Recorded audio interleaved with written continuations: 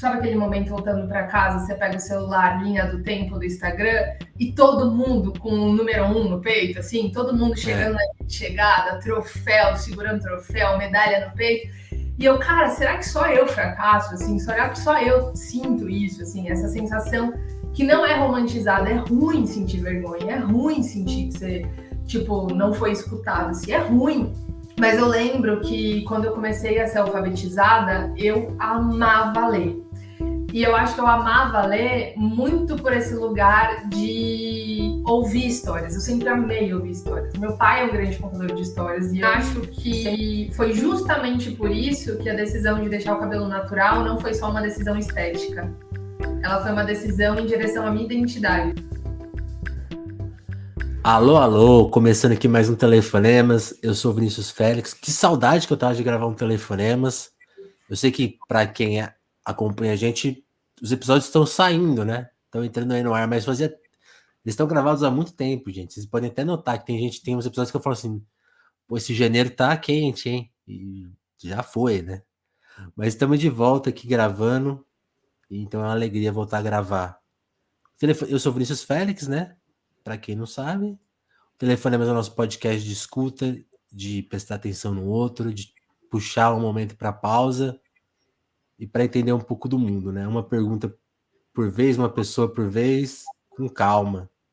E a nossa convidada de hoje também parece que encara o mundo dessa forma e tem essa proposta no podcast dela, que é o Para Dar Nome às Coisas. Estou falando da Natália Souza, que está aqui com a gente hoje e que faz essa mesa de bar ao vivo para tentar criar também um espaço diferente na internet, né? Onde ela fala dos seus acertos, mas também dos seus erros, né? Quem erra na internet, né? Fiquei pensando muito lá no texto do Álvaro de Campos, né? Uma das criações do Fernando Pessoa, que ele fala, né? Onde é que há gente no mundo, né? Porque ele só conheceu herói, né? Príncipes, ele fala, né? Ó, príncipes. E parece que não é bem assim. E a Natália dá essa perspectiva pra gente. Natália, seja muito bem-vinda aqui ao Telefonemas. Como que você tá? Obrigada. Nossa, fiquei até emocionada, porque eu amo esse texto. Que É ele foda, né? fala, nossa, gente do céu, esse texto, quem senta na mesa de bar sabe que tem textos que eles ficam morando no meu corpo, assim. Tem coisas que eu li com 15 anos e às vezes eu não lembro nem o autor mais, mas trechos ficaram no meu corpo. E esse texto, meu Deus, assim, ele é muito forte, muito sensível, muito verdadeiro, muito lindo, assim, né? Eu acho que. Eu amo muito esse texto do Fernando.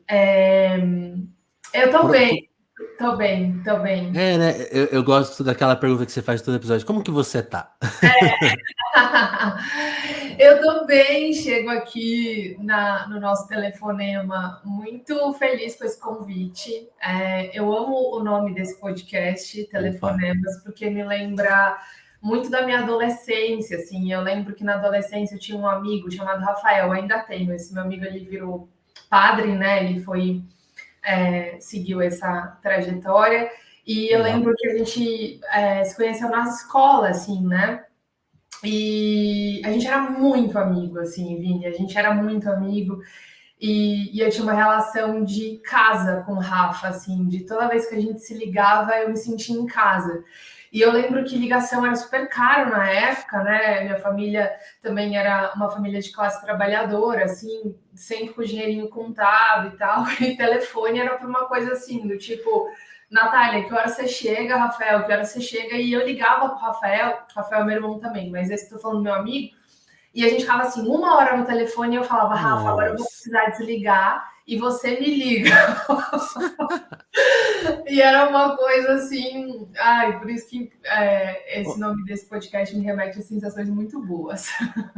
É engraçado você falar isso, porque eu, por exemplo, odiava telefone, né? Eu nunca gostei muito de falar. Mas isso é engraçado, né? Era um recurso que a gente tinha para falar com os amigos, né? Combinar uma coisa. Acho que isso nem a gente lembra. E uma coisa que, e falando em lembrança, eu gosto muito que a sua memória é muito afiada, né? Até no episódio mais recente do Para Dar Nome, você lembrou de cabeça um texto assim.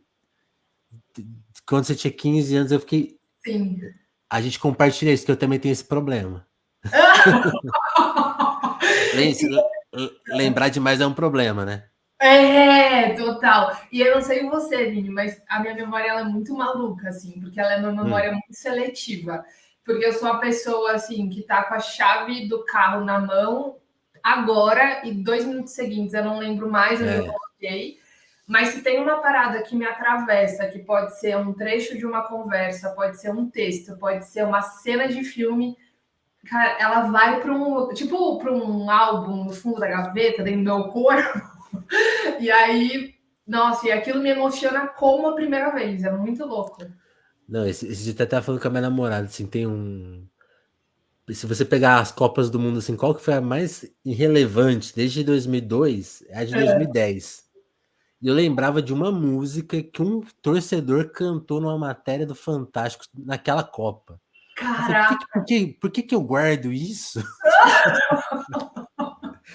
Mas tudo bem. Vamos falar do podcast, Nath, porque eu queria entender quando que você teve a ideia dele, a sacada de, tipo, tá, vou pôr aqui, ligar aqui a voz, gravar, porque também tem uma coisa, né? Hoje tá todo mundo tem um podcast, né? E senta e conta. Aliás, essa semana saiu.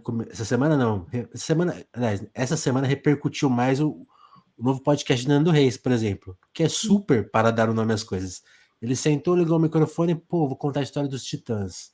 que E ele legal. contou coisas que ele nunca tinha contado. Tipo assim, pô, pra mim a banda acabou em 97, sabe? A gente ficou se repetindo, coisas super reveladoras. Então hoje já é uma coisa mais do nosso dia a dia. Você começou lá em 2019, né? Não era Isso. tão do nosso dia a dia. Como que foi a motivação para começar e se abrir e fazer justamente esse formato tão diferente, né? Porque é quase um sincericídio. É.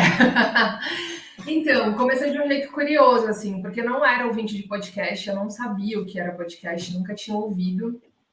E eu tenho um amigo da adolescência, o Vavá, que inclusive hoje, desde o começo, na verdade, ele edita o podcast, e a gente estava num churrasco de carnaval, assim. E aí ele tava ali, tipo, cortando pão de alho, eu tava pegando uma cerveja na geladeira, a gente tava na casa de uns amigos nossos, e aí tinha uma galera jogando baralho, outra galera dançando El Chan, outra galera falando do que bloco que a gente vai. E eu e o Vavá, a gente tava ali na cozinha, e ele falou, Nath, você precisa criar um podcast. O Vavá, diferente de mim, era ouvinte do podcast há muito tempo, quando o podcast era isso, era uma bolha, assim, era aquele barzinho naquela rua escondida que só algumas pessoas conheciam e depois se populariza. E aí eu falei, cara, Vavá, e aí eu lembro que aconteceu uma coisa muito forte nessa época, que meses antes eu tinha sido convidada para fazer um evento, e aí essas pessoas falaram, ah, Nath, a gente vai fazer um evento num barzinho descolado em São Paulo, e a gente queria que você lesse uma parada, assim, lesse um negócio que faça sentido para você. E aí eu peguei aquele texto que era o mais íntimo, assim, tipo aquele que era muito especial para mim. Uma E coisa eu fui, sua. hã? Um texto seu mesmo, escrito por Meu você. mesmo, isso, que eu Assim. escrevi, assim, e tipo, não, assim, escrevi sentada no meu quarto, tipo, escuro, assim, tipo, e não sei onde eu tava com a cabeça também. E levei para esse evento. E a sensação, Vini, foi de fracasso, assim, porque era, imagina, era Por um bar quê? em São Paulo. Cara, todo mundo tava bebendo cerveja, tipo, tava trocando ideia com aquele brother que não via há muito tempo. E eu subi, assim, numa espécie de um palanque e fui ler a parada. E ninguém prestou atenção, porque é isso. Tipo, ninguém. Tinham 3 amigas minhas que estavam prestando atenção, e o resto Nath! da galera, assim.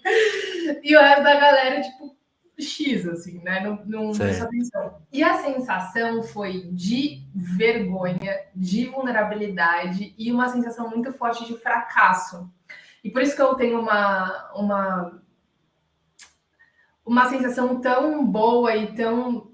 Sempre me emociona com esse texto, né? Do Fernando Pessoa, do Álvaro de Campos.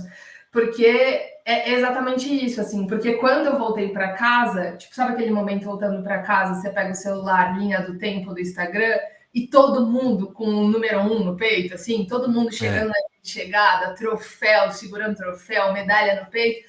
E eu, cara, será que só eu fracasso, assim? Será que só eu sinto isso, assim? Essa sensação que não é romantizada, é ruim sentir vergonha, é ruim sentir que você, tipo, não foi escutado, assim, é ruim. É ruim E aí eu demais. lembro que no dia seguinte eu sentei num restaurante na rua de casa e aí pedi um petit gâteau, que era um doce que eu gostava, pedi uma caneta pro garçom e comecei a escrever, assim, do tipo, cara, que bom que você tentou, que bom que você tentou, numa tentativa mesmo de colocar a cabeça para fora d'água daquele mar de vergonha, sabe? E aí corta para 3 semanas depois, tô na casa dos meus amigos, vou lá falar, cara, você precisa criar um podcast. E a gente já falado isso várias vezes. E eu falei, vai lá, tá bom, eu vou fazer. Mas então eu vou fazer, cara, do meu jeito. Eu vou fazer falando de coisas que eu acho que a gente deveria estar falando e a gente não tá. E junto com isso também veio uma sensação, porque eu tava muito nessa sensação de, cara, por que ninguém fala de fracasso? Por que ninguém fala de vergonha? Por que ninguém fala daquelas coisas que são muito humanas, mas que fazem a gente se sentir muito sozinhos, porque a gente também não compartilha? E aí teve um dia que eu falei, cara, mas eu também não falo. Eu também não É falo, verdade. né? Tipo, cara, eu tô aqui cagando uma regra, mas eu também não falo. E aí eu. Não, só pensando nisso que você falou, assim, eu fico pensando, pô, eu busco também um acerto no podcast que ele é, sabe, totalmente contra o que a gente tá pregando, assim, também. É engraçado isso. É muito doido. E é uma coisa muito difícil de se desvencilhar, assim, né? Porque, enfim, no fim a gente tá fugindo de várias sensações que são duras de sentir mesmo, assim, né? Sim. E aí eu falei para ele, falei, não, beleza, eu vou fazer, mas o primeiro episódio vai ser sobre fracasso. Então eu vou começar, tipo, já colocando meu monstro maior na mesa, assim. Que era um desejo de trazer esse assunto para a mesa e, tipo assim, cara, já que ninguém tá falando e eu também não tô falando, eu vou começar a dizer, eu vou começar a falar. Mas era também.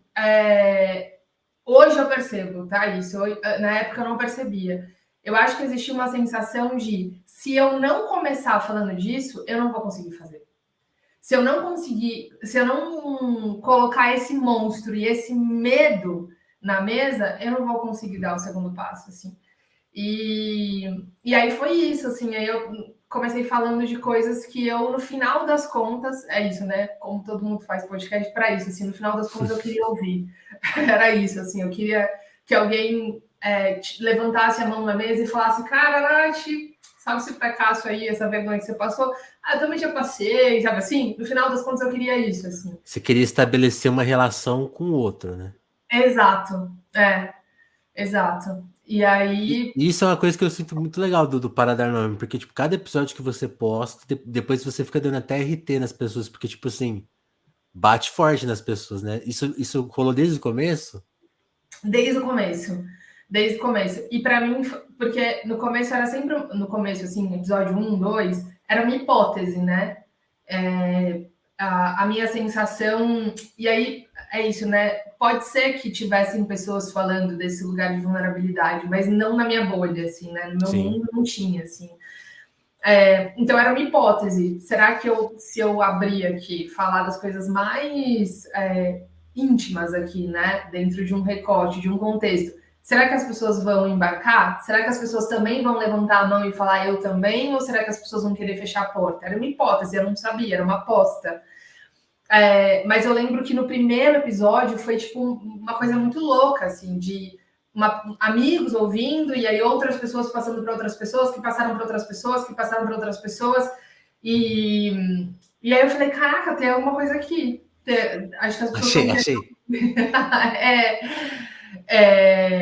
e aí foi um processo também terapêutico. Eu levei isso para minha analista, porque foi uma coisa de tocar nas pessoas em lugares muito íntimos também e delas me trazerem isso, assim, do tipo, cara, isso me lembrou daquilo, que me lembrou daquilo, que não sei o quê. E aí eu lembro que era uma crise para mim, que muitas pessoas me escreviam e falavam, nossa, eu chorei muito ouvindo. Nossa, eu chorei muito te ouvindo. E aí eu chegava para minha analista e falava assim, não, mas eu não quero que ninguém chore, assim, eu não quero que atravesse... Sabe assim, quando você começa a ficar... Quando você pula na piscina e sai um monte de água, aí você fica tipo, mano, eu tinha essa sensação, assim, de... Mas eu não queria que atravessasse tanto. Eu não queria Chegou, que... chegou a bater um certo medo, assim, porque isso começou a influenciar as pessoas, né? Tipo, e é tão emocionante, tipo, sei lá, a pessoa te fala assim, pô, eu chorei, porque você fica até com medo, assim, de perder o controle da pessoa tomar uma atitude a partir do seu podcast, sei lá. Aí depois vai até te culpar. Pô, Nath, fiz um bagulho aí. Total. Não, total, assim, na verdade, eu tinha muito medo de. É muito doido, assim, porque também foi um descobrir da onde aquilo que eu dizia poderia. O efeito disso, assim, eu não tenho. Aí eu lembro muito que minha terapeuta falou isso, assim, ela falou. Eu acho que o que me deu medo, na verdade, foi quando eu comecei a perceber as coisas crescendo muito. Então, era quase como se eu estivesse numa mesa de bar, com um determinado número de pessoas, e aí que você consegue conversar, mesmo que de longe, mesmo gritando, você consegue ouvir o outro. E aí, de repente, a mesa estava tão enorme que eu não tinha mais. Eu não sabia mais quem estava ouvindo, eu não conseguia mais enxergar as pessoas. Então, foi um pouco de medo, assim. Mas tem uma coisa que eu me ancoro e que me ajuda muito nesse medo dessa influência. São duas coisas. A primeira, eu acho que eu tenho muita responsabilidade no que eu digo. Uma responsabilidade que, inclusive, me leva algumas vezes para um lugar de autovigilância. Então, eu fico muito. Ai, meu Deus, ai, meu Deus, ai, meu Deus. E aí, tipo, é quase neurótico, assim, tipo, vai para um lugar de neurose. Então, eu acho que eu tenho muita responsabilidade no que eu compartilho. E tem um outro lugar que eu sempre falo de mim. Eu tô falando de mim. Para mim, isso funcionou. E aí, em todo final de podcast, todo final do episódio, eu pergunto: faz sentido para você? Porque às vezes não faz. Às vezes é uma parada que vai fazer, às vezes o podcast ou o episódio, ele vai fazer só uma boa companhia para você. É uma companhia numa mesa de bar, que você está ouvindo o que eu estou falando, que aquilo não toca em você, não atravessa você, não é sobre a sua história, mas eu te fiz uma boa companhia, ótimo. E às vezes a sua história é parecida comigo, ou aquilo que eu dei nome para um processo meu te ajuda a nomear. Mas foi um processo para mim de humildade, de entender que o outro só vai fazer aquilo que ele quiser fazer e que vai fazer a partir das próprias referências e da própria história. Que aquilo que eu posso dizer, sei lá, lembro de um tweet que um cara postou, ele falou, meu, eu tô com medo de ouvir para dar nas minhas coisas, porque da última vez que eu ouvi, eu peguei um ônibus e fui para outro estado. E aí eu dei risada, mas assim, no fim é isso, eu não tenho como controlar isso, né? E aí eu me ancoro nesse lugar de eu sou responsável com o que eu digo e eu acredito que tem pessoas autônomas me ouvindo, assim, que elas podem agir a partir do lugar de consciência delas e respeitando a própria autonomia, a própria vida, a própria história. Acho que é por aí. Talvez para quem ainda não conhece a Nath, talvez a gente esteja falando um pouco assim, uma coisa meio até aérea, porque a gente já tá falando assim como pessoas que ouvem o podcast, né? Mas o Para Dar Nome às Coisas é isso, é uma conversa da Nath sobre diversos assuntos, como ela já falou, sobre ela mesma.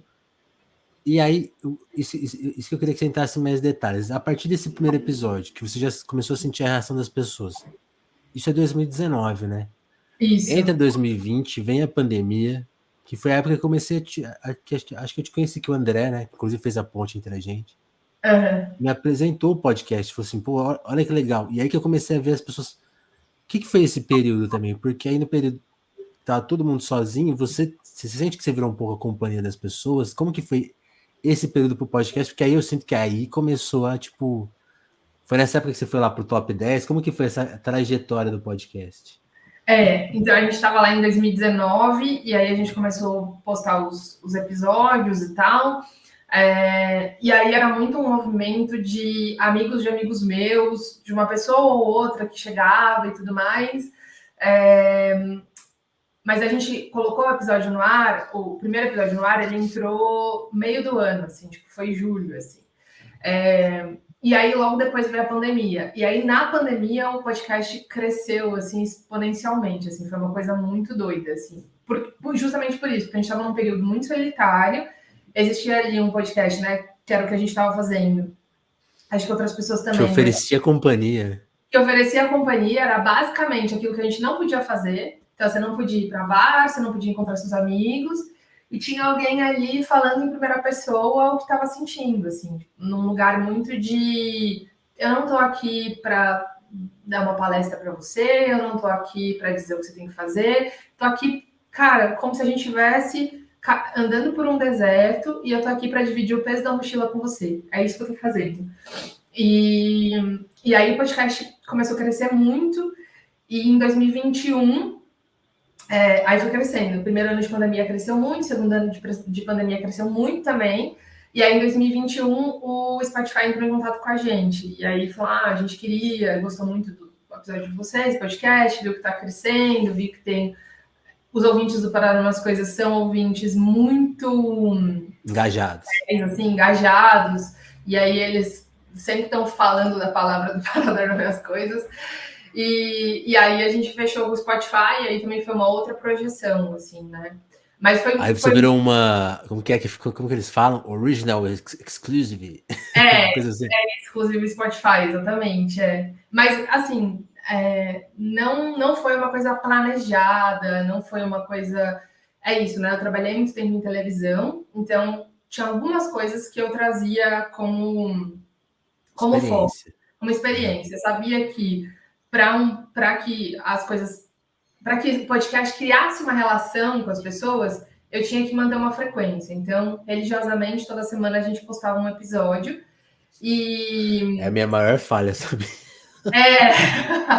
Mas também não é uma regra, né? Se a gente pensar, por Mas exemplo... é bom. É bom. E foi uma coisa que eu quis fazer, assim.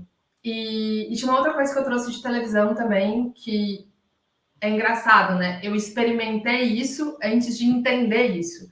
Então, eu cresci, era uma adolescente que amava televisão, adorava programa de auditório. E aí, anos depois, jornalista, fui fazer uma entrevista numa emissora de televisão. E aí eu ouvi de um diretor de televisão, que hoje é vice-presidente de uma emissora, e ele falou assim que as pessoas elas lembravam de coisas que elas viram na televisão por algumas razões. E essas razões geralmente passavam pela emoção. Então, assim, ou porque fizeram elas rirem, ou porque fizeram elas chorarem, ou porque fizeram elas sentirem raiva. E todos os programas de televisão que eu lembro de ter visto e que marcaram o meu corpo tem a ver com aquilo que eu senti.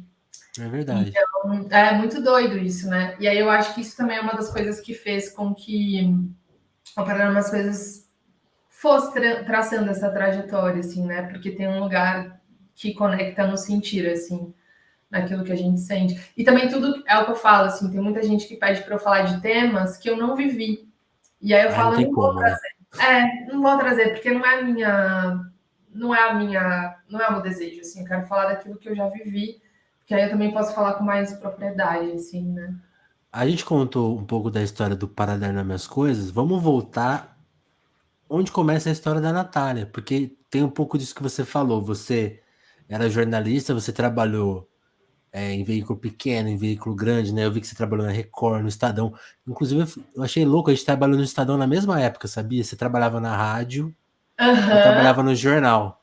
Caraca! Era em 2013, ali, por ali. Então, talvez a gente tenha até se trombado ali nos corredores. Que curioso! Mas você é isso, né? Você é uma moça, né? Uma mulher da zona sul de São Paulo. Como que foi o começo da sua trajetória? Como que era a criança Nath, a adolescente Nath, que um dia resolveu... Você cursou jornalismo? Como que Cursei foi jornalismo. Cara, eu fui uma criança muito feliz, assim, muito feliz. Eu tenho muitas boas lembranças, assim. A minha família é uma família de assim, classe trabalhadora, né? Meus pais não têm curso universitário, mas eu lembro que quando eu comecei a ser alfabetizada, eu amava ler. E eu acho que eu amava ler muito por esse lugar de ouvir histórias. Eu sempre amei ouvir histórias. Meu pai é um grande contador de histórias e sempre à noite, assim, quando eu chegava do trabalho, muito cansado, a gente sentava na cama dele e ele contava sempre a mesma história, que era um homem que estava andando por um lugar escuro e aí tinha uma luzinha lá no fundo e aí o cansaço dele nunca deixava ele terminar a história. Era sempre essa história e eu ficava fascinada por essa história. O que acontecia, Ele era a própria, como que chama? Mil e Uma Noites, né? Exatamente. E aí a história nunca tinha fim, mas era bonito porque aí a gente podia criar a nossa própria história, assim, né? Uhum. E aí eu lembro que com 7, 8 anos eu comecei a escrever umas histórias assim de fantasia, mas Vini, o que para mim foi muito importante nessa fase é que eu lembro que eu escrevia, tipo, dobrava 4 papéis de folha sulfite, escrevia uma história que era tipo 4 frases e 10 desenhos, e eu falava, mãe, eu escrevi uma história. E minha mãe, na época, lavando louça, assim, tipo, lavando louça para correr para ir para o trabalho, para correr para pegar o ônibus, e ela parava tudo para me ouvir. E aí, quando eu contava a história, que não tinha nem pé nem cabeça, ela abria a boca, ela ficava chocada, ela falava, não acredito. E aí, essa reação dela.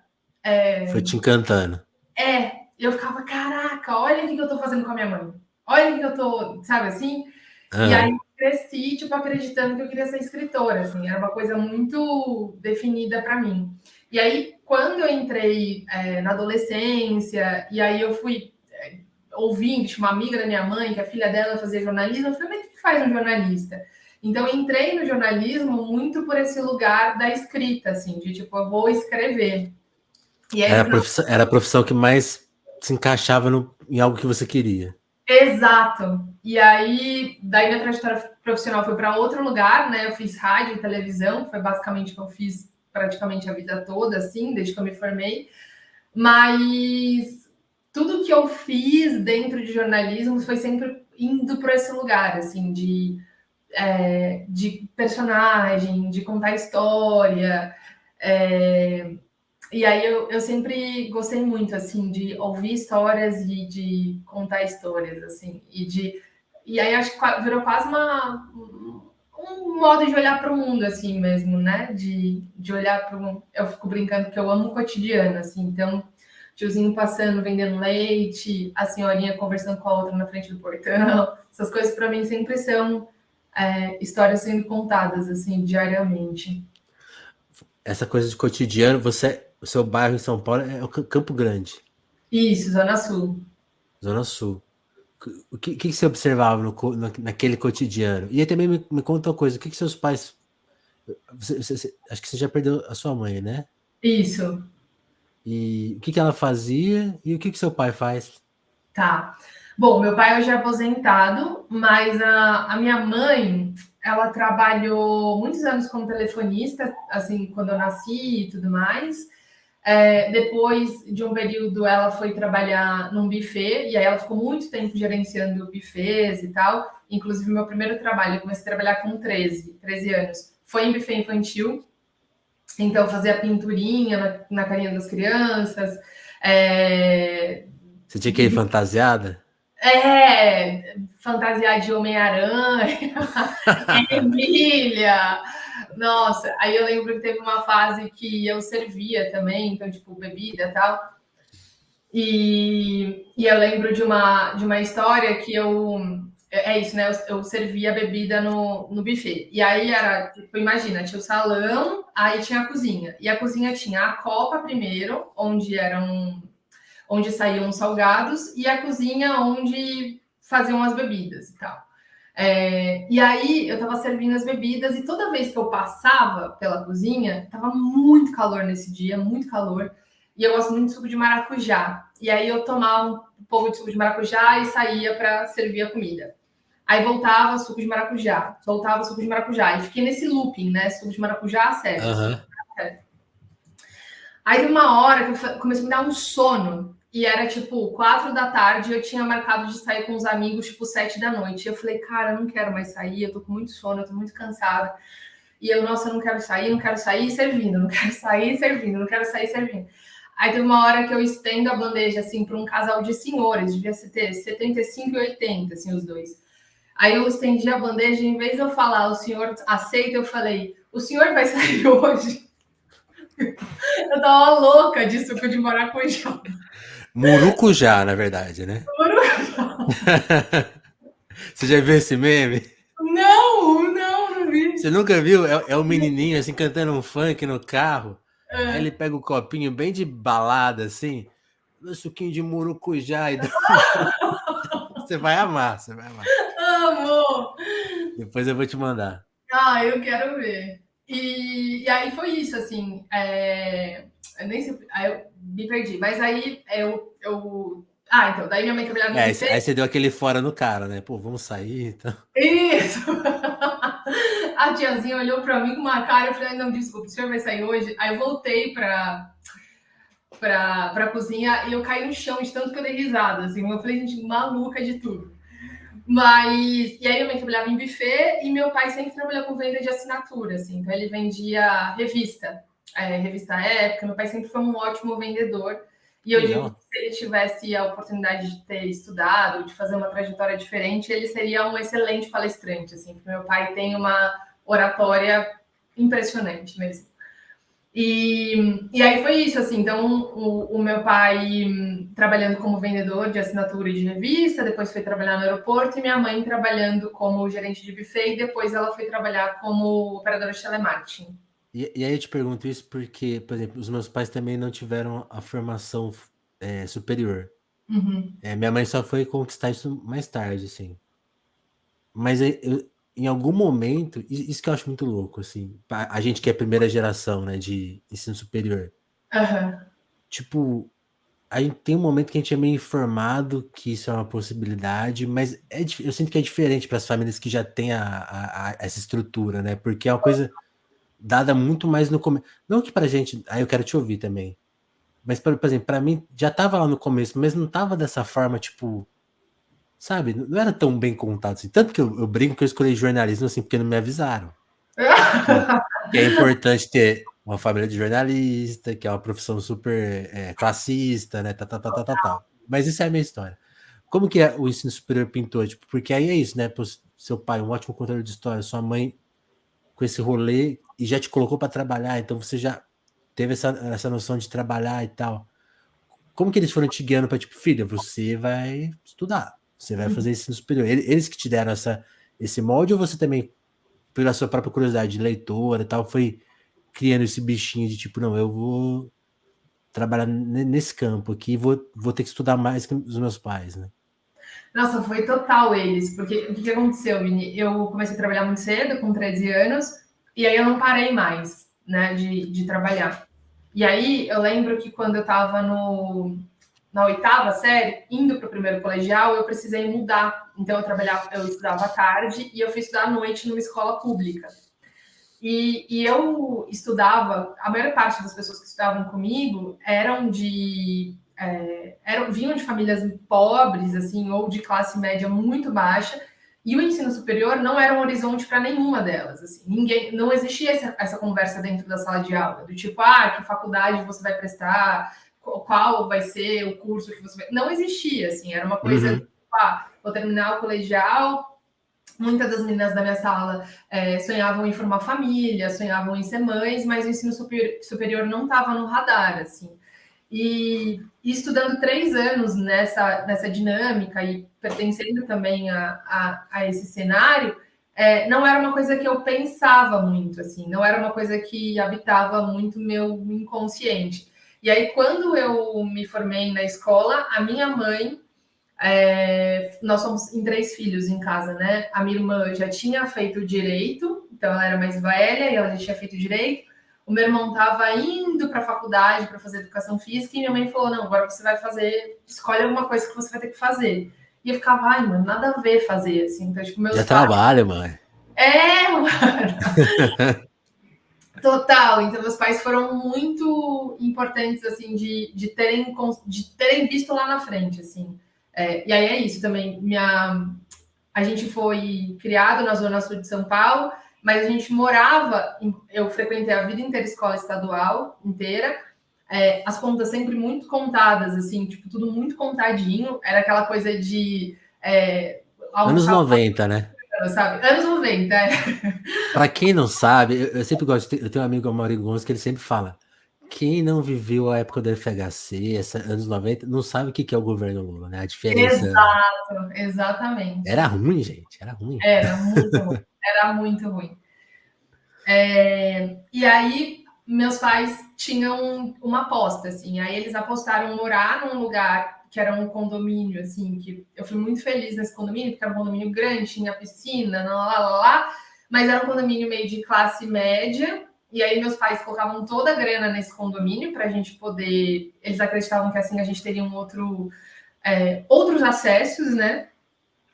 E aí com a faculdade foi a mesma coisa, assim. E aí foi isso, eu trabalhava como operadora de telemarketing, de segunda a sexta na Telefônica, atendendo os clientes da Telefônica, e no fim de semana numa lanchonete, assim, tipo, também atendendo uma grande rede de esfirras e tal, do Habib's, né?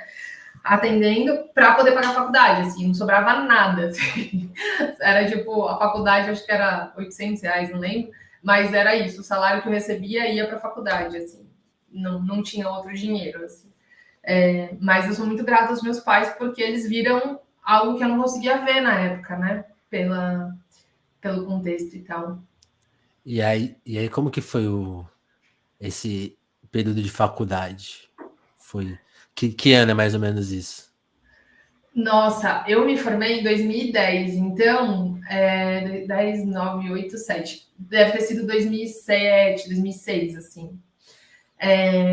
Cara, foi um período novo para mim. Eu acho que veio muito como. Eu acho que o mundo se abriu, assim, sabe? Eu falei, nossa, eu vou poder fazer outras coisas. E aí eu lembro que era isso, assim, eu conciliava o trabalho de operador de telemarketing na Telefônica com a faculdade. E aí, por algum tempo, eu fiquei fazendo isso. E aí, em algum momento da minha vida, eu falei, nossa, eu preciso aproveitar esse período da faculdade para fazer muito estágio, para aprender muita coisa, para que eu possa me colocar depois no mercado, né? E aí eu lembro que logo depois eu consegui um estágio numa ONG que era do Campo Limpo. E aí essa história também é muito boa, porque quando eu consegui o estágio no Campo Limpo, que era ali na Campo Limpo, Capão Redondo e tudo mais, o que meu pai sabia sobre Campo Limpo e Capão Redondo eram as coisas que passavam na televisão, tipo, nesses programas tipo Cidade Violência. Alerta. Violência, tipo. E aí a ideia que ele tinha era, tipo, minha filha vai lá trabalhar e ela não vai voltar mais para casa. E eu lembro que quando eu consegui a vaga, eu fiquei muito feliz. Eu falei, nossa, eu vou começar a fazer estágio na minha área e tudo mais. E eu lembro que meu pai e minha mãe fizeram uma convenção comigo, do tipo, filha, a gente conversou, a gente queria que você não fosse e tal. E eu sempre muito querendo respeitar o que os meus pais diziam, dar orgulho para os meus pais. E aí eu lembro que meu pai falou. Convenção é ótimo. Eles tipo me interditaram, assim, falaram, não, você não vai. E aí eu falei, não, pai, eu quero muito ir e tal. Ele, então tá bom, vou te levar na entrevista de emprego, super protetor. E aí quando a gente chegou na porta, ele disse, não, você não vai ficar aqui, você não vai trabalhar aqui, você não vai, muito movido por esse medo mesmo, né?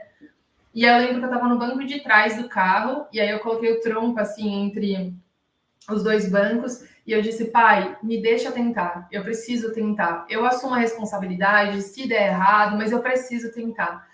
E aí eu lembro que ele falou, tá bom, né? Não tinha muito como argumentar, e foi um ano muito importante, porque eu também, embora, né, todo esse contexto econômico e tudo mais, eu fui muito cercada por esse condomínio, né? Então, foi um jeito de, cara, entrar em contato com outras realidades, conhecer outras pessoas, ver que muitas das coisas, das narrativas que eu tinha ouvido sobre aquele bairro, sobre aquele lugar, sobre aquelas pessoas, eram mentirosas.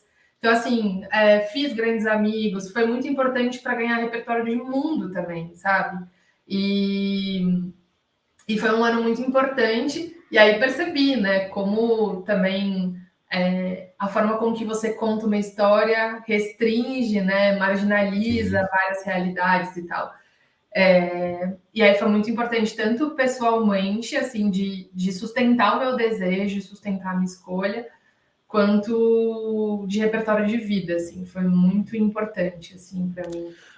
Outra coisa que acho que nessa época acontece, por exemplo, essa terceira onda feminista, né? Até as discussões sobre racismo, né? Emergem muito nessa época, né? Você fez faculdade particular, imagino que como que era a faculdade nesse sentido, assim, tinha meninas, tinha mais pessoas negras, como que era? Porque aí eu queria entender, tipo assim, como que você foi criando essa consciência que Uhum. você tem hoje, e também no mercado de trabalho, né? Porque eu acho que quando eu queria também te entender, Eu fiz movimento do interior para a capital. E aí eu percebi o quanto que esse nosso mercado de jornalística é um pouco fechado em si mesmo, né? Você teve alguma dificuldade?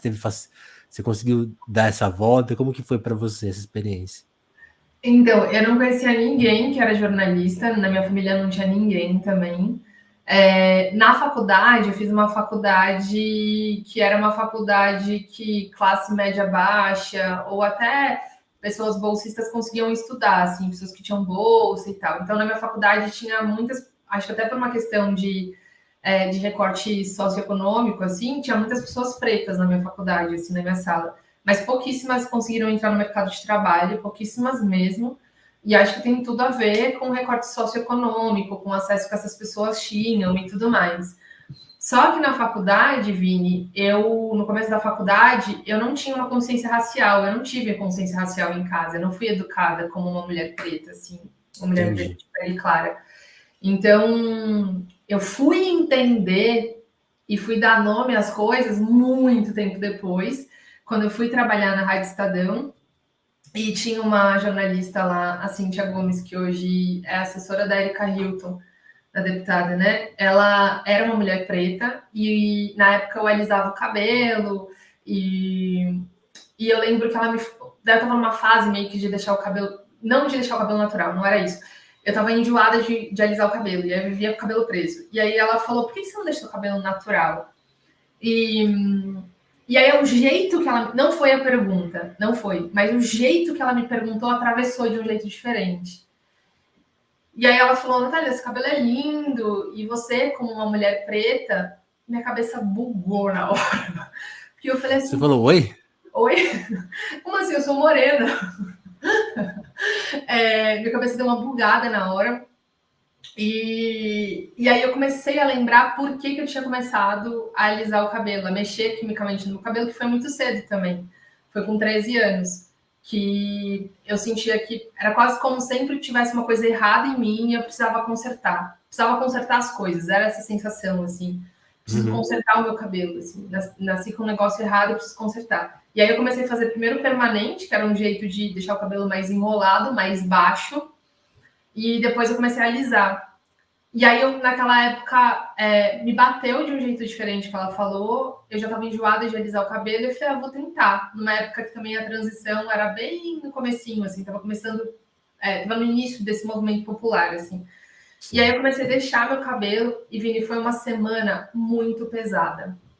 Porque eu comecei a lembrar de todas as violências que eu tinha sofrido criança, sabe? Assim, criança por causa do meu cabelo e que tinham ficado soterradas nesse alisamento. Tipo, era quase como se eu tivesse colocado tudo aquilo num compartimento, fechado a chave e jogado a chave Esquecido. fora. Uhum. Esqueci mesmo. E aí, conforme eu fui deixando meu cabelo natural, ou conforme eu decidi aquilo, né? Essas lembranças todas foram voltando assim numa velocidade, numa força muito forte, assim. E aí foi muito pesado, mas eu também acho que foi justamente por isso que a decisão de deixar o cabelo natural não foi só uma decisão estética. Ela foi uma decisão em direção à minha identidade, assim. Foi um apoderamento, assim, não, isso daqui diz respeito a mim, mas diz respeito à minha história, diz respeito ao meu pai, à minha avó. E aí eu acho que foi ali um processo de ganho de consciência racial, assim, de entender o meu lugar no mundo como uma mulher preta de pele clara, assim. E como isso me atravessou, assim. Aí também fui dando nome, né, a várias coisas, e acho que esse é o processo Mas mais e difícil. essa visão em retrospectiva é realmente difícil imaginar, né? Tipo, porque vão aparecendo coisas que não, como você falou, né? Tipo, você ganhou uma história, você ganhou um passado, né? Total, total. E é um passado que muda a forma com que você enxerga aquilo, né? E também eu acho que tem algumas verdades que elas não dão direito a meias verdades. Tipo, quando elas chegam inteira. Então, assim, você tem que olhar, entendeu? E aí foi bem pesado, foi bem difícil, mas tiveram coisas muito lindas também nesse processo, porque eu lembro de uma das vezes que mais me marcou, eu estava bem no processo de deixar o cabelo natural, e aí também é um outro processo, porque embora eu tivesse nesse processo de ganho de consciência racial, era ainda o mesmo corpo, né? Essas memórias estavam no meu corpo. Então, era difícil sustentar no começo. E eu lembro que eu estava indo no metrô, estava descendo na escada rolante do metrô, e. Mentira, eu estava descendo a escada rolante e encostei no muro, que estava tipo metrô Sé, né? Para quem não mora em São Paulo, é uma estação de metrô muito cheia. E aí encostei no muro, descendo na escada rolante, tinha um pai, um homem negro, com uma menininha negra. E o cabelinho dela, assim, puxado para trás, no rabo de cavalo. A menininha tava até japonesa, assim. Então, só crianças de cabelo crespo entenderão isso, porque assim, minha mãe fazia a mesma coisa comigo. E aí eu ouvi ele, a menininha ficou vidrada no meu cabelo, tava na época com o cabelo solto, assim, black, e a menininha devia ter uns 5 anos, e ela ficou vidrada no meu cabelo, me olhando, e aí o pai dela percebeu, e aí o pai dela falou, você viu como o cabelo dela é bonito? E aí ela balançou com a cabecinha, assim, dizendo sim. Aí o pai dela falou, agora você vai deixar eu soltar? E aí ela balançou e deu um sorriso. Fê. Aí eu falei, Que cara, demais. nossa, é sobre isso, assim, tipo. E aí aquilo me marcou muito porque é isso, né? Os eventos sincrônicos, eles são importantes porque eles têm um significado, né? E aí era uma menininha preta me olhando, né? Na mesma fase que eu aprendi a odiar o meu cabelo, mas dessa vez ela olhando para uma mulher de cabelo crespo, solto, né? E vendo Você esse. adiantou uns 10 anos dela ali. E aí foi muito importante para mim, assim. Que Foi muito importante. demais. E eu te perguntei isso porque tem uma coisa que eu nunca tinha parado para pensar, que eu só descobri lendo sobre você, né? Uhum. Tipo, porque a minha experiência com o seu podcast é muito minha, assim, e essa questão nunca veio para mim, né? E aí, mas lendo sobre, eu vi que muitas pessoas se surpreendem, né? Eu vi você comentando isso, que as pessoas se surpreendem quando descobrem que você é uma mulher negra, porque quando te conhecem pela voz, embora eu acho que elas não olharam para a capa, assim, do podcast, né? Mas tudo bem. Mas elas se surpreendem com isso, né? Porque ouvem sua voz tranquila, você faz o podcast até numa voz diferente da que você está fazendo aqui hoje, que é mais pausada, tem um ar, assim, né? Uhum. E calmo, e vai contra justamente o estigma, né? O preconceito da voz da mulher negra, que é seria uma voz mais impositiva ou brava, né? Tem até essa figura na ficção que é um molde, né? Que colocam, né? Sim. E isso foi surpreendente, porque você começou a receber retorno das pessoas surpresas. É verdade isso? E eu acho, Vini, que tem duas coisas nessa surpresa, né? Tem um lugar do estereótipo, que é uma mina falando suave, que é bem isso que você falou, tipo, falando calma, E não falando pode. sobre diversos assuntos, né? Não é o seu podcast, eu acho que não é- talvez você até toque no assunto, mas não é sobre isso, né? Total. E é exatamente isso. A segunda coisa que eu ia dizer é uma pessoa falando de assuntos universais. Que esse lugar dos assuntos universais, eles são geralmente reservados à branquitude, né? Às pessoas Sim, brancas. Então, as pessoas brancas podem falar sobre tudo, mas as pessoas pretas estão sempre condicionadas a falar sobre o racismo. E isso também é uma violência, né? Mas isso para mim foi uma crise também, de falar, caramba, né? Primeiro que me doía quando as pessoas não me reconheciam como uma mulher preta, como mulher negra,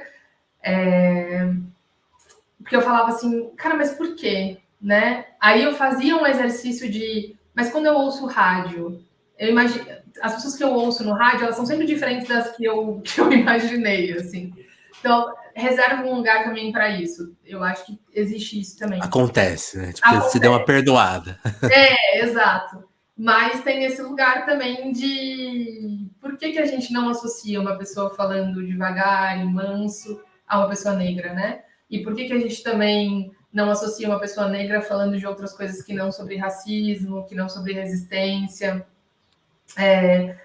E aí eu acho que é isso, assim, acho que para dar umas coisas, talvez, entre as colaborações, assim, pequenas, mas que são importantes e eu reconheço, talvez seja essa uma delas, assim, né, de ter um espaço para que a gente possa falar sobre outras coisas, que não sobre isso, assim, né. Entendi. Um aspecto que eu queria comentar é tipo que é dessa escolha de assuntos, né? Porque também, aí voltando a falar mais até do podcast, porque tem essa coisa que tá ouvindo o mais recente, né? Você falou de humildade, né? Para perceber que, tipo, tudo bem, as pessoas podem se equivocar quanto a mim, porque eu também meio que também erro, né? Nesse sentido. E esse você falou uma coisa muito interessante, né? De preguiça de mim. Isso é um exercício de humildade em relação ao outro, que tipo assim, o outro também pode estar enfrentando o que eu estou enfrentando, né?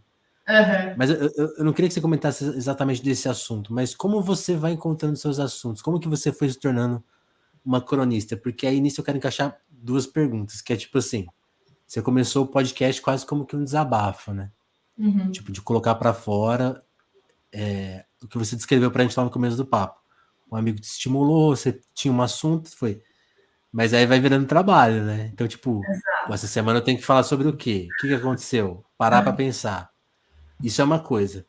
E aí outra coisa que eu queria saber porque isso é uma coisa que eu vivi no Telefonemas, assim. E tem tudo a ver com esse episódio que você falou, preguiça de mim. Quando eu tô com preguiça de mim, editar esse podcast é um trauma, porque eu vou me ouvir muito. E quando você ouve a sua própria voz, você começa a perceber coisas sobre você, que você fala, ih, rapaz, tem isso aqui, tem esse vício de linguagem, tem essa sobrinha aqui na voz que eu não gosto. Tal, tal. Como que é É que você não é. Você falou, né? Tem um cara. Você não edita seu próprio podcast, mas você se escuta, imagina. Ou você pode até me revelar que não escuta o próprio podcast depois. Mas como que é escutar tanto a própria voz também? Então, esses dois temas. Escolha de temas e se encarar toda semana, porque você tá ali se colocando e vira uma outra coisa, né? Por mais que você grave, tenha ali a proposta, na hora que vai pro ar, volta para você, né? Sim. A escolha de tema é uma coisa muito maluca. Eu já tentei fazer lista de temas, então assim, deixa eu pensar em próximos temas. Nunca funcionou para mim, nunca funcionou. Não consigo, não é o jeito. Adoraria, eu acho que minha vida seria muito mais tranquila e organizada, talvez, mas eu não consigo. O que eu faço é toda semana eu falo, putz, tenho que gravar para umas coisas, o que eu vou falar? É exatamente esse processo. Aí é isso, aí eu conto com a inspiração, que eu não sei de onde vem, que às vezes nem é inspiração, mas eu fico, o que eu posso falar? E às vezes eu pergunto para as pessoas próximas, cara, o que eu posso falar aí? Aí a pessoa fala, Nath, fala sobre apego. Aí eu fico pensando, cara, mas o que eu penso sobre apego? É meio que isso, assim. E tem dias que é muito sofrido. O episódio da semana passada foi sofrido para mim, dessa semana, o medo da velhice. Eu não escrevi, eu geralmente escrevo e depois levo para o podcast, mas eu não escrevi porque era terça-feira, 10 da noite, o episódio sai normalmente de terça para quarta e eu não tinha tema. Eu falei, eu não sei o que eu vou falar, não sei. Nossa. E nesse dia eu estava com muita preguiça de mim e eu não estava querendo ouvir, sabe assim? Tipo, eu não quero me levar para meu de bar, eu quero me deixar fora.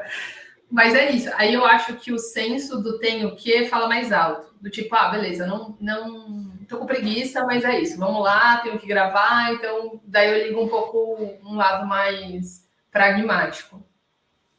E essa coisa de me encarar é uma faca de dois gumes, assim, tipo, de dois lados. Porque ao mesmo tempo que eu tenho exatamente a mesma sensação de eu não ouço, por exemplo, episódios antigos por isso. Eu ouço os episódios no momento, que é quando o Vavá edita e me manda. Aí eu ouço, vejo se tá tudo certo, beleza, vamos embora. Nunca mais vou ouvir esse episódio. Nunca mais. Vai cair numa caixa de esquecimento, nunca mais. Mas porque quando eu ouço, eu também fico muito nesse lugar da autocrítica, assim. De tipo, não. Tem vários episódios antigos que eu falo, nossa, eu não concordo comigo. Menina. Gente, o que eu tava falando aqui? Onde que eu tava com a cabeça? Ou, nossa, isso daqui que eu falei pode dar a entender outra coisa. Sabe assim? E até coisas sutis, né? Tem muito vício de fala. Às vezes eu reparo isso, que eu vou falar assim, não concordo com você. E aí a nossa fala apaga ou não? Concordo com você. E aí eu falo, não, tipo, já tá gravado, já foi pro ar, já era. Exatamente. Ao mesmo tempo que tem esse processo para mim ele é custoso e foi ficando um pouco menos custoso com o tempo, mas ainda é custoso. Tem uma coisa que é muito poderosa, que tiveram coisas que eram monstros muito grandes para mim e que justamente por eu ter falado deles no podcast, eu consegui alcançar elaborações que eu não tinha conseguido alcançar antes. Uhum. Que foram muito poderosas para mim. Uma dessas coisas foi eu sempre tive muita dificuldade de falar em público, muita dificuldade. As pessoas, às vezes, que ouvem o podcast, falam, nossa, mas você, né, fala desenvolta. Desenvolta, gente. Não, eu tenho tenho medo mesmo, é medo, não é vergonha, eu tenho medo. E eu tenho uma coisa que é um lugar do perfeccionismo, que eu tenho medo e eu acho que eu não posso ter medo. Então, eu idealizo uma imagem do que é você falando em público e eu quero alcançar essa imagem. Então, eu fico nervosa, eu fico com a mão suada, eu tremo, a minha voz falha, e eu acho que tudo isso não cabe nessa imagem. Então, eu fico lutando contra mim, contra eu mesma. E aí, e por conta disso, eu perdi por um tempo, assim, tempos atrás, assim, alguns anos atrás, eu perdi muitas possibilidades profissionais por causa disso, porque eu não ia. Era uma coisa de chegar um convite para mim e era tão automático que eu ficava assim, cara, como que eu falo não sem parecer que eu tô fugindo? Sabe assim? Tipo, eu não pensava, mas será Você não que... pensava nem no sim, você fala só como que eu vou evitar isso aqui? Exato! Como que eu fujo disso aqui de uma maneira que pareça que eu não tô fugindo? E aí, por conta do para dar nome às coisas, e por conta disso, assim, de um dia, eu acho que o episódio que eu falei sobre isso foi Quando Acaba a Coragem. Por causa desse episódio, nesse episódio, no escrever, no pensar, no elaborar, eu cheguei num lugar que eu falei, tá, eu acho que eu consigo fazer isso. Eu acho que eu posso começar a fazer isso. E posso começar a fazer isso não do lugar de agora eu me sinto pronta. Não, agora eu me sinto pronta para tremer, para falhar a voz e sustentar ainda assim. E achar que tudo bem, que tá tudo certo. Porque aí eu também cheguei à conclusão que essa expectativa que eu tinha sobre mim era um processo de me desumanizar. E essa insight foi muito pesado para mim. Falei, nossa, eu tô me desumanizando. Tô esperando de mim uma performance que não é humana, que ninguém vai poder corresponder Nossa, isso, inclusive eu. Assim. Agora caiu uma ficha aqui. Muito Porque doido. isso é. Porque eu até perguntei isso porque sendo podcast, isso também aconteceu comigo. Eu também não falava em público. Tipo, agora eu comecei a fazer umas aulas e eu comecei a me animar para falar em público. Eu comecei a perceber que, tipo, o que eu falo, não é que todo mundo vai gostar, ou que eu vou falar do jeito ideal, né? Justamente isso que você falou. Mas, tipo, que pode, que tudo bem, né? Tipo, você sai meio fala, se nem todo mundo entender. Aí esses dias eu fui numa palestra de um cara que eu admiro muito, o Gabriel Martins, o diretor. Fiz uma pergunta no microfone, assim, coisa que eu não tinha coragem de fazer. Peguei o Que microfone, massa. falei. E eu falei, tudo bem. Eu falei assim, eu vou fazer uma pergunta, se as pessoas não entenderem, tudo bem. Né? Mas isso que você falou, acho que eu nunca tinha parado de pensar. Tudo bem, né? Tipo, querer chegar lá e acertar tudo não faz sentido, né? Porque não existe. Exato. Exatamente. Ô, Natália, uma coisa que eu não conheço de você, porque eu conheço podcast, mas aí pesquisando, você escreveu um livro? Escrevi. Na verdade, foi um Isso é livro. antes ou depois? Foi bem antes. Na verdade, eu escrevi um livro que não nasceu para ser livro. Na verdade, a história desse livro é que em 2014, 2015, na verdade, eu perdi meu namorado, né? Ele faleceu. Eu namorava o Gino, que foi um grande amor, assim, e é uma pessoa que eu vou amar a vida inteira, né? Porque foi uma pessoa muito especial para mim. E a gente namorou por 4 anos e ele faleceu. E ele faleceu um ano depois da minha mãe. Então foram 2 lutos muito difíceis. E na época, a história começa num dia de finalzinho de agosto, eu tinha saído para correr, muito nessa sensação de, cara, eu preciso estar em movimento, meio que quase como se ao correr eu estivesse deixando essa dor para trás, assim. Então nessa época eu viciei em corrida. e eu tava correndo, e eu tava naquele momento de flow, assim, você tá, tipo, só, tipo, prestando atenção no seu corpo. E aí, de repente, eu vi um IP amarelo na rua, e eu lembrei que a primavera tava chegando, e eu lembrei que o Gino tinha morrido na primavera. E aí, na hora, meu corpo foi atravessado, assim, tanto que eu tava, assim, 60 por hora, eu parei a zero. Na hora, que foi quase como se eu tivesse batido numa parede, assim. E aí eu lembro que eu me ajoelhei no chão, sem fôlego, por causa daquela dor.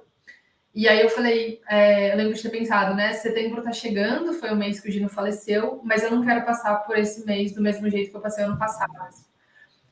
Eu tenho uma crença familiar que eu trago muito de casa, assim, que a minha família sempre, meu pai principalmente, assim, sempre foi um cara que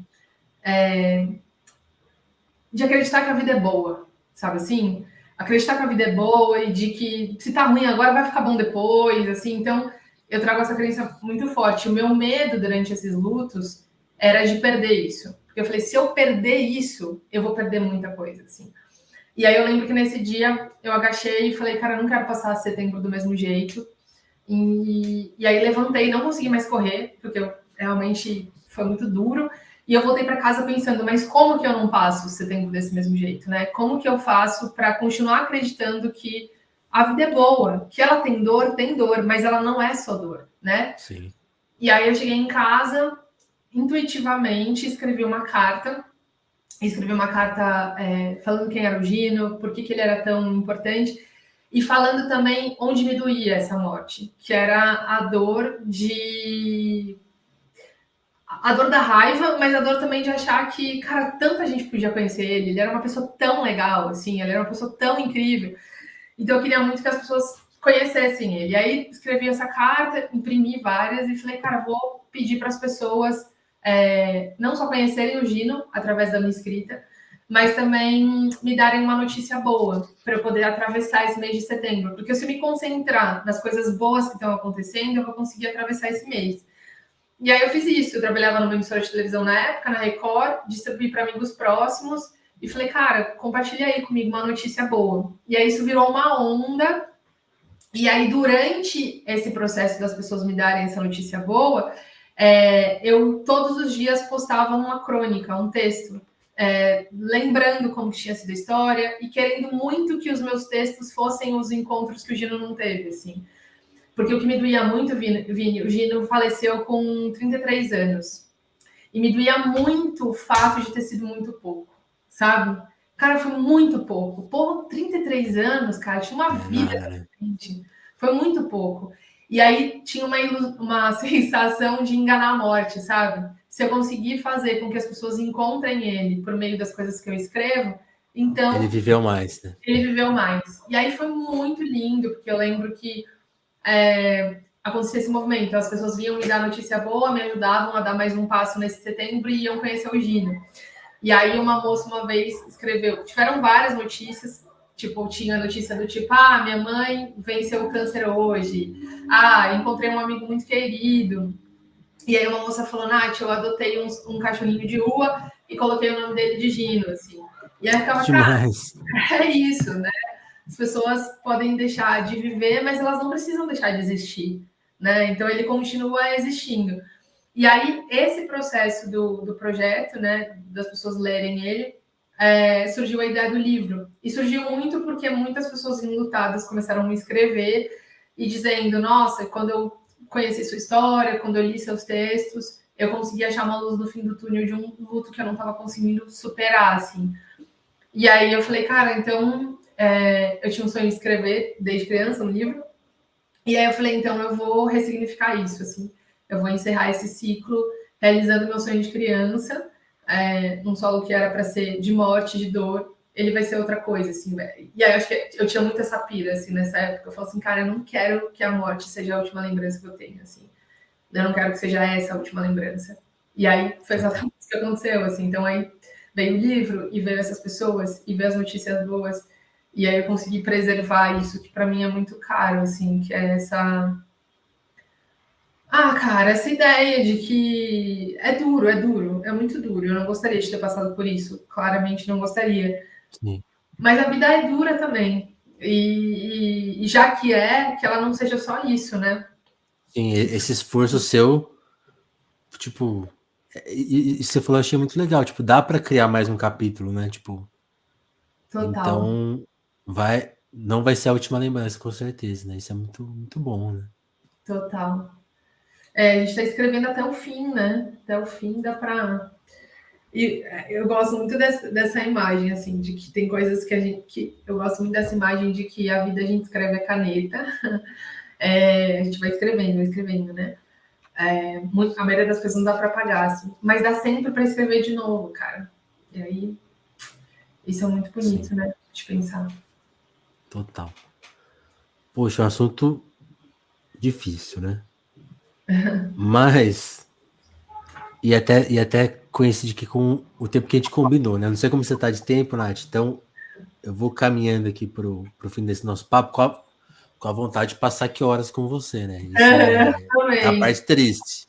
Porque eu acho que a gente não tocou em metade dos assuntos aqui. Eu até risquei a maioria das coisas que estavam na minha lista, mas acho que tinha muito mais coisa para falar. Por exemplo, pegar a sua noção de rede social, né? Eu gostei muito que você deu uma definida que é tipo assim, na rede social a gente sempre põe algo que fica, né? Tipo assim, encaixa coisas que não eram para. E agora, com tanta rede social nova, acho que não vai sobrar nada para a vida externa, né? Verdade. Sim. Mas esse é outro assunto. Para a gente te resumir, talvez assim, para a gente e também encaminhar o papo, né? Vamos respeitar aqui o tempo do podcast. Infelizmente, é isso. Podcast é assim.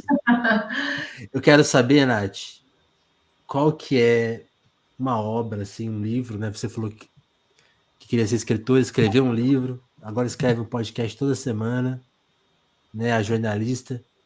Que obra, assim? Pode ser uma música também, lógico, mas talvez acho que você vai encontrar isso num livro que te explique. Que me explique. Nossa. Hum.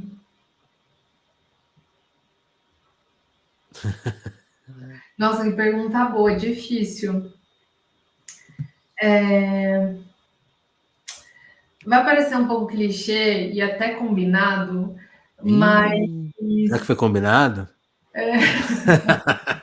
eu vou falar esse poema do Álvaro de Campos. Para mim, ele é. Álvaro de Campos, né? Isso, eu anotei. Esse Eu poema. sempre achei que era Fernando Pessoa. Eu meio que descobri hoje que é Álvaro de Campos, que eu fui pesquisar para ler, né? Aham. Mano, Eu acho que esse. Eu não sei se ele me explica, assim, mas eu acho que ele traduz um desejo que eu tenho de ir até o âmago das coisas, sabe? Assim, de ir para além da superfície. E eu acho que esse poema ele traz o âmago das coisas, assim. Eu acho que ele toca muito profundamente onde a vida pulsa, assim. sim. Porque eu acho que tem o retirar o véu, né? Mas ainda depois tem mais coisa, né? Exatamente, exatamente. Interessante. Ô, Nath, outra coisa que a gente gosta muito aqui de fazer no Telefonemas, que é a nossa pergunta mais padrão, assim, É. que é uma pergunta que ela tem uma função dupla. Tanto me indicar uma pessoa para uma futura entrevista, Tá. quanto recomendar para os nossos ouvintes pessoas que a gente possa seguir. Porque eu gosto muito dessa, sei lá, dialética, não sei o que é, essa contradição, talvez, não sei qual que é a palavra certa. Mas eu, você, né, nós estamos tentando construir coisas para fora da internet na internet, Sim, considerando a internet quase que inevitável, né? Então a gente também quer conhecer mais pessoas legais da internet, né? com Tipo assim, certeza. então eu peço que você me indique uma pessoa legal para a gente seguir, para a gente acompanhar.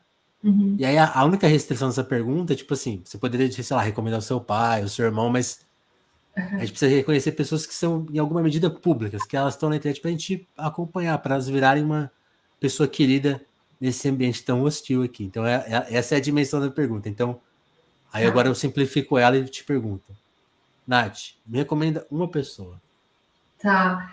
Eu vou indicar a Suelen Macena, que ela tem um podcast também no Spotify que chama, acho que é Acenda Seu Sol, e que ela é uma mulher preta e ela é uma mulher muito ensolarada, assim, e eu gosto muito de escutar ela, assim, ela traz dentro da cultura africana, assim, né, que é muito diversa, enfim, mas tem um conceito que chama griot e griote, que são contadores de histórias. Então, que eram pessoas que eram responsáveis por passar conhecimento de geração em geração, porque a cultura africana também que é muito diversa, mas ela tem essa coisa da oralidade, né, de passar conhecimento pela oralidade. A E essa biblioteca está na pessoa, né? Hã? A pessoa é uma biblioteca, né? Exato. E eu acho isso lindo, cara. Eu acho isso muito lindo. E eu acho que isso também dá contorno do porquê cada indivíduo é único, assim, né? Porque quando essa pessoa morre, morre muita coisa junto, assim. Ou quando essa pessoa nasce, nasce muita coisa no mundo junto também. Então, eu indico ela, assim, porque eu acho que ela cumpria essa função, assim, de griote, assim. Eu indicaria ela. E ela tá no Instagram, ela tá no Spotify, acho que dá para encontrar em vários lugares. Legal. Então temos uma nova pessoa para acompanhar. Não conhecia. Fiquei feliz aqui já em saber. E já vou chegar com aquele convitezinho. Quer fazer um telefonema? Isso! Ô, Nath, e aí a pergunta mais indiscreta do telefonema. Gostou do nosso papo?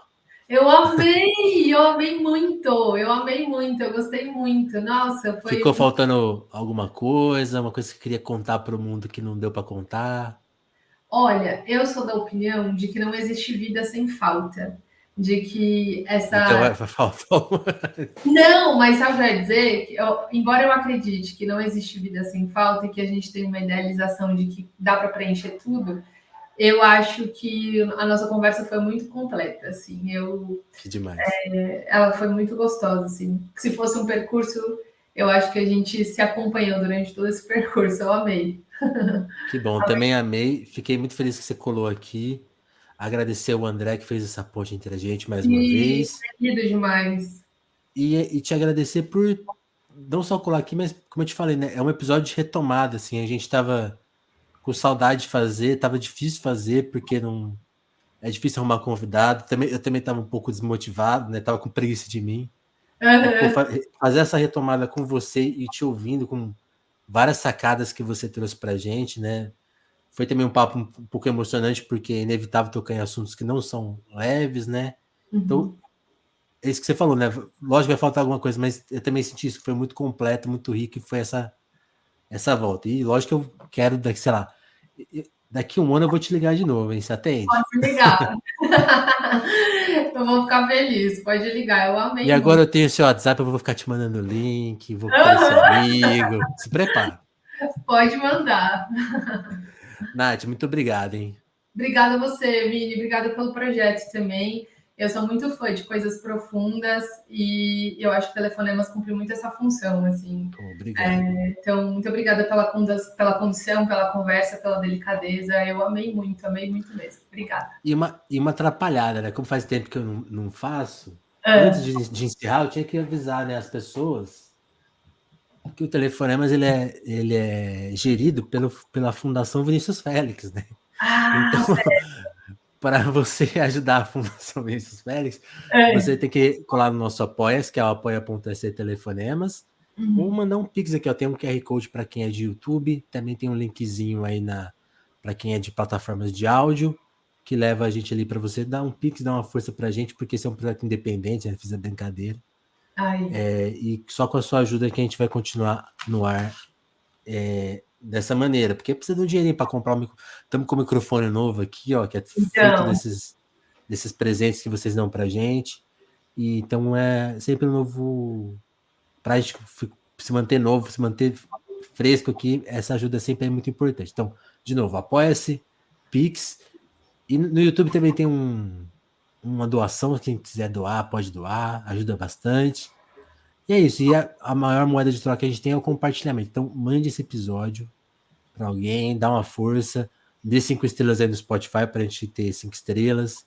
Se quiser mandar a crítica é sempre no privado, hein, gente? telefonemaspodcast@gmail.com, que também é a nossa chave Pix. Então, também já, se quiser mandar a crítica, fala, pô, achei um lixo, manda com R$5 junto. E é isso aí. Nath, brigadão, hein? Obrigada, gente. Obrigada. Foi um prazer enorme. Beijão, então, e até o próximo Telefonemas, gente. Tchau, Até. tchau. Tchau, tchau.